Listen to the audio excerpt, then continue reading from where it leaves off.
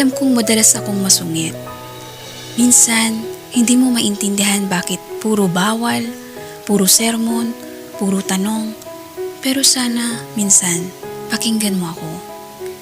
Hindi ako palaging tama, pero tandaan mo na lahat ng ginagawa ko para sa'yo. Huwag mong isipin na ako yung kalaban mo. Dahil ang totoo, ako ang unang umiiyak kapag nasasaktan ka.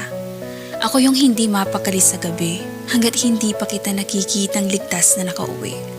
Ako ang unang nagtatago ng sakit para lang hindi mo makita na napapagod na rin ako.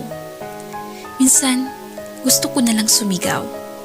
Anak, hindi mo ba nakikita? Ibinigay ko na ang buong buhay ko para lang may matwid kang landas. Kahit masakit na ang likod ko sa kakapasan ng responsibilidad, hindi ako tumitigil dahil bawat pagod ko para sa'yo. Hindi mo man marinig, pero pangalan mo ang palagi kong binubulong sa langit. Lahat ng takot ko tungkol sa kinabukasan mo.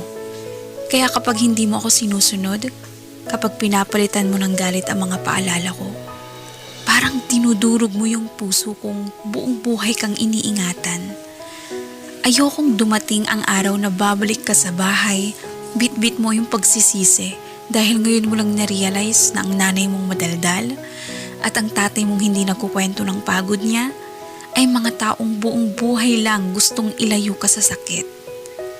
Anak, hindi kami palaging tama, pero ang pagmamahal namin sa'yo wala sa tamang panahon kasi lagi yung naroon.